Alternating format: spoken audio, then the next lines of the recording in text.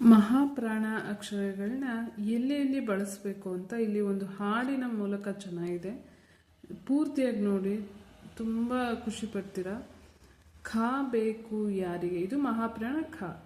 ಖ ಬೇಕು ಯಾರಿಗೆ, ಸುಖಕ್ಕೂ ಬೇಕು ದುಃಖಕ್ಕೂ ಬೇಕು, ಲೇಖನಿಗೂ ಬೇಕು ಲೇಖಕನಿಗೂ ಬೇಕು. ಅಂದರೆ ಸುಖ, ಸುಖ ಅನ್ನೋ ಪದಕ್ಕೆ ಖ ಅಕ್ಷರ, ಮಹಾಪ್ರಾಣ ಖ ಅಕ್ಷರ ಬರೀಬೇಕು. ಹಾಗೆ ದುಃಖ ಅನ್ನೋ ಬರೋದಕ್ಕೂ ಖ ಬೇಕು, ಲೇಖನಿ ಬರೆಯೋದಕ್ಕೂ ಮಹಾಪ್ರಾಣ ಖ ಬೇಕು. ಈ ಜಾಗಗಳಲ್ಲಿ ನಾವು ಅಲ್ಪ ಪ್ರಾಣ ಖ ಅಕ್ಷರನ ಬರೆಯೋ ಹಾಗಿಲ್ಲ.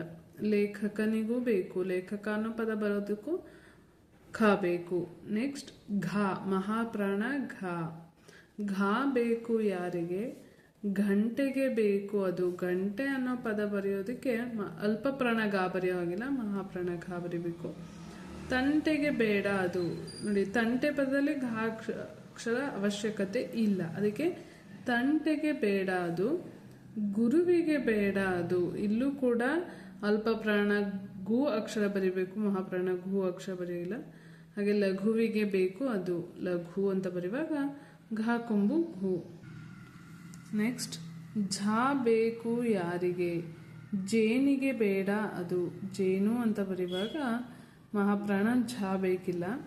ಹಾಗೆ ಜೇನ್ನೊಣಕ್ಕಿಲ್ಲ, ಅದು ಜೇನ್ನೊಣ ಅಂತ ಬರೆಯುವಾಗಲೂ ಬೇಡ. ಶಿವರಾಮ್ ಕಾರಂತರು ಎಷ್ಟು ಚೆನ್ನಾಗಿ ಹೇಳಿದ್ದಾರೆ ನೋಡಿ.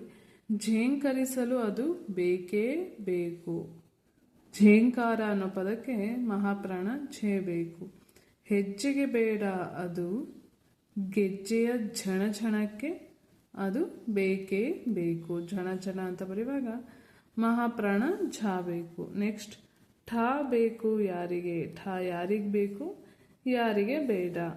ಠಕ್ಕೆಗೆ ಬೇಕು ಠಕ್ಕಿಗೆ ಬೇಕು, ಟಿವಿಗೂ ಬೇಕು ಠೇಂಕಾರಕ್ಕೂ ಬೇಕೇ ಬೇಕು.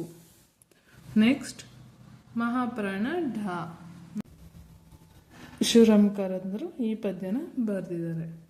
ಢ ಬೇಕು ಯಾರಿಗೆ, ಢಮರುಗ ಬಡಿಯುವ ಶಬ್ದಕ್ಕೆ ಬೇಕು, ಮದ್ದಳೆಗೆ ಬೇಡ, ಅದು ಪಟಾಕಿ ಹೊಡೆಯುವ ಅದು ಶಬ್ದಕ್ಕೆ ಬೇಕು, ಡಮ್ ಢಮಾರ್.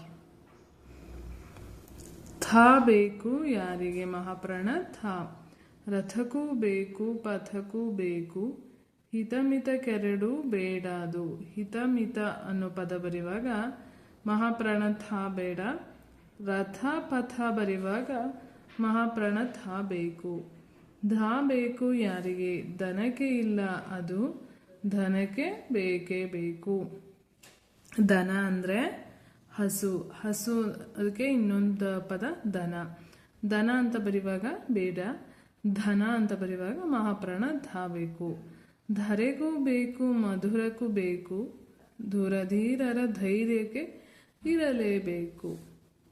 ಫ, ಫ ಬೇಕು ಯಾರಿಗೆ, ಯಾರಿಗೆ ಬೇಡ.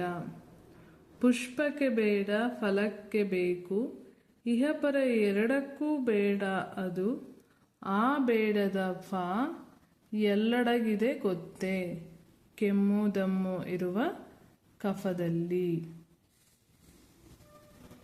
ಭ, ಭರಣಿಯೊಳುಂಟು ತರಣಿಯೊಳಿಲ್ಲ, ಅಂದರೆ ಭರಣಿ ಬರೆಯುವಾಗ ಭ ಅಕ್ಷರ ಬೇಕು, ತರಣಿ ಅನ್ನೋ ಪದ ಬರೆಯುವಾಗ ಭಾ ಬೇಡ ಅಂತ ಹೇಳ್ತಿದ್ದಾರೆ. ಬೋರನೆ ಬೀಸುವ ಗಾಳಿಯಲ್ಲುಂಟು, ಭಯಪಡುವವರ ಮನಸ್ಸಿನೊಳಗುಂಟು, ಬರಿ ಮಾತಿನ ಹರಟೆಯೊಳಿಲ್ಲ.